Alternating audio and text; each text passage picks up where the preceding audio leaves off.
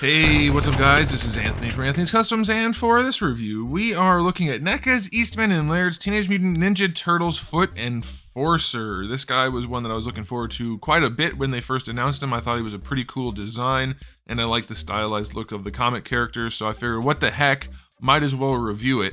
And there's a lot to like about this figure, and there's one thing that's a little bit perplexing, though it's really cool on the figure as a standalone release.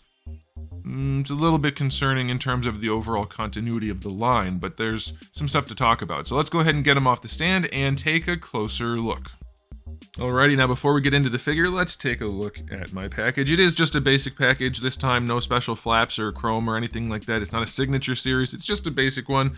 Nice though, with a little bit of artwork on the bottom, stylized window on the front, more artwork right there, different image, so that's nice. Gives you an idea of what he's supposed to look like, which we will refer back to shortly. On the back, you get some photos of the figure and some other figures that have been already released.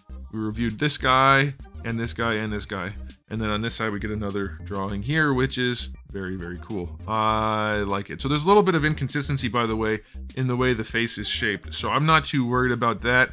I would say this one probably matches the figure the most, but it's going to be good enough. So there's your packaging right there. I'm actually going to just set it right here because I need to reference it shortly. Alrighty, this guy stands roughly 17.5 centimeters. That's going to make him just shy, well, let's say 6 7/8 inches. Here he is up against a Darwin. Probably good enough for 1/12 scale. I almost said 1/6. 1/12 scale if you wanted to fudge it a little bit. Alrighty, question of the day. For the comic turtles that NECA keeps releasing, do you guys like the very stylized color schemes, or do you like the standard color schemes with the stylized paint job? Like the heavy black line work and whatnot, that's all comic-y. But do you like the solid blue or solid purple or whatever you want to call it? For me, it's fine. I think as long as we get the regular versions too, and I assume this guy came in a regular version at some point, like in the comics, I mean, not as a figure, that would be cool. Because the other guys got the regular versions and then the weird color scheme, so I don't know. I'm guessing this is IDW. That's what you guys keep saying. You hate that they're releasing IDW colors. I don't know. I don't know enough about the comics to say. So here you go. This is the Enforcer. I personally like the color scheme, though I do like the red and gray color scheme of the classic. But okay, so this guy. The thing I wanted to bring up most was this guy. I was thinking should have been in the same color scheme, and they are not on the box here, but in a lot of the production photos shown together, right? Regular foot with the Enforcer. The paint jobs don't really match though. This guy's color scheme is totally different. It's similar, but different. He has so much more blue shading on him, and his purple is a different purple. So it's not the biggest deal in the world, but if you're looking for consistency, it is somewhat of an eyesore when they're next to each other. They don't look like they're from the same line necessarily, just because of the heavy blue shading on this guy. So it's a little weird. I don't hate it, and as a standalone release, it looks awesome. It's just a little bit iffy. All right, so let's go ahead and dive into the aesthetic. The paint job is wonderful. We do have the heavy black line work, though not as much as I think we could have. If you look at this, for instance, there's a lot of black line work on there that this guy doesn't really have. He's got the more almost cartoon-looking paint job with just the lines rather than the scratchy comic styling, so I don't care for that as much. We do see some heavy black right here and on the hat, but that's about it, so that's a little bit weird, especially since it's not like that on here. Well, the hat part is sort of, but not the flap for the crotch. Yeah, I don't know, it's just a little bit weird. It's not as consistent as I would like it to be. Oh, hey, there is some in here. Why isn't that anywhere else? We have the scratchy sort of comic paint job in the inner thighs. I mean, inner thighs, great spot to put something, but you don't see it too much, so it should be everywhere else. So that's a little bit weird. That's quite a bit weird. I don't care for that. Figure still looks cool, but we need this paint job everywhere else that it should be. So that's a little bit questionable. That said, everything else does look good, so if you can get past that, you're in luck. The little spikes are well painted. It's a nice looking figure. The eyes are painted pretty well. Not too bad. We get a little bit of rim lighting down here on the chin. I like that. It's definitely a cool looking figure. It just doesn't seem to be as consistent in terms of the style of paint job. Quality is aces.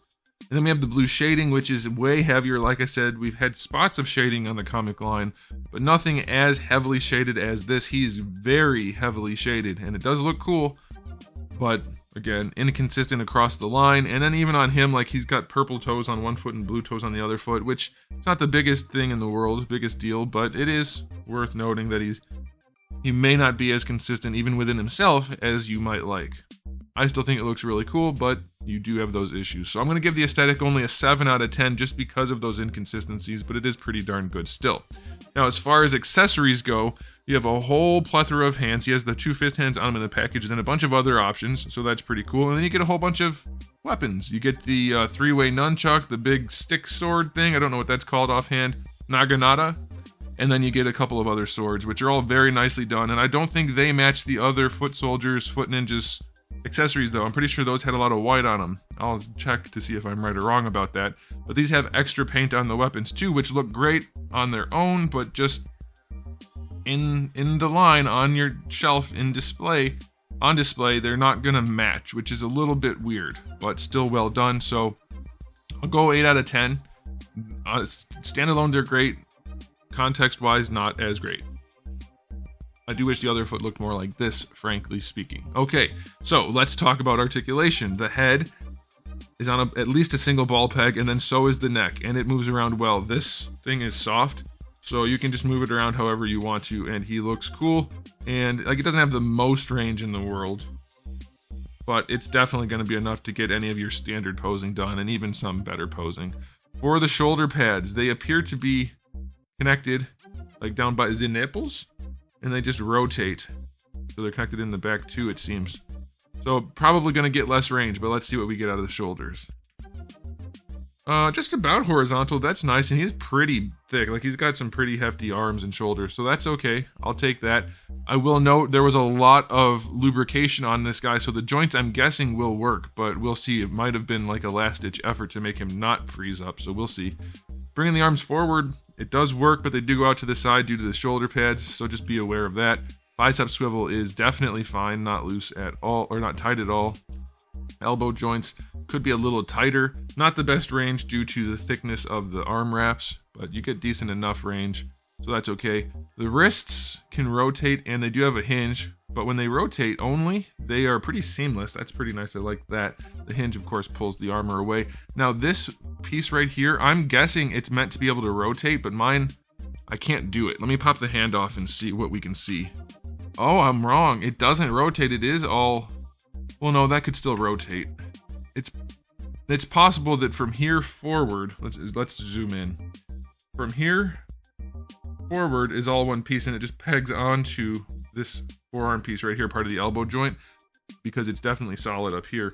But I cannot get this to rotate, which means as you rotate the wrist, you are breaking the armor. So be aware of that. It may rotate. If you heat it up and try, this part might spin, but both of mine are lined up perfectly centered on the back, and I can't get either of them to move.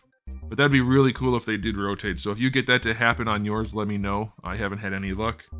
So there's that. All right, for the torso, just rotation. It's hidden underneath this big fat belt.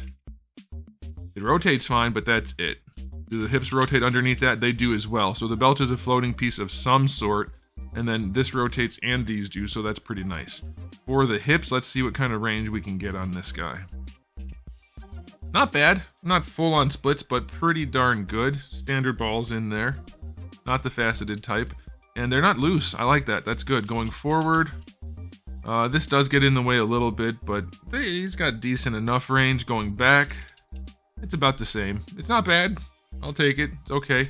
And then thigh swivel, full on thigh swivel. That's great. No problem there. Double jointed knees. Pretty good range. Just better than 90. Not great range, I think. Yeah, that's about as much as you're going to get. So it could be better, but it'll probably do. And they're not ugly joints, so that's good. Is there shin swivel? There is not. So let's check the ankles. They go not as far back as they could, but pretty far. And going forward, that's pretty darn good. I'll take that. And the ankle rocker is a little steep, but not too bad. So his articulation is much more in line with a standard action figure, which is better than most of NECA's turtle figures. Usually they lean more into the aesthetic and don't worry about the articulation, but he works pretty well. It's not great, but you're going to be able to pose him definitely enough. And pairing that with the aesthetic, that's pretty darn awesome. I think you have a pretty good figure on your hand. I'm going to give his articulation for NECA an 8 out of 10, given the aesthetic and everything, so that's pretty nice. All right, now it's time for the final verdict. This guy does come in at like 40 bucks, I think, something like that. 42 bucks, 40 bucks, I can't remember exactly. I think they're usually like 42 bucks. Anyway, let's just say around $42. And I think given the number of accessories and the amount of paint and the articulation and the unique sculpt, it's easily worth it by today's standards for sure. I mean, if you can pay $35 for a Marvel Legends figure that has nothing but repainted body part, and that's it, I mean, this is a steal. It is getting kind of hefty, but it is an Ultimate with tons of accessories and a lot of paint and stuff, so I think it's reasonable, but you guys have to decide for yourself if it is for you, but objectively, I think so. Especially this one, it poses pretty well. I didn't have any issues with the joints, really. Looks nice. It's just that inconsistency thing. I'm going to give this guy an overall rating of 8 out of 10. It's pretty darn good. As a standalone release, it could be even higher, but given that it should match the other comic figures, but it has that weird heavy shading that does look good, by the way, I can't put it any higher than that. So yeah, I'm going to stick with that rating. Let me know what you guys think in the comment section below. But there it is, guys. Thanks for watching. Oh, I forgot to mention one of the things. He should have 2 of those. So like, they gave us that drawing. Give us 2 of this. Look. But see, his are white also, like the other foot. I'm pretty sure the other foot had white. Anyway, we should have had 2 of these in the box if they're going to put it on the side. Okay, I forgot to mention that. So there it is, guys. Thanks for watching. If you enjoyed the video, please do give it a thumbs up. If you didn't, give it a thumbs down. And if you haven't subscribed, you should. I have new videos almost every single day and thousands already on the channel. So make sure you come back for all of that. And in the meantime, keep collecting.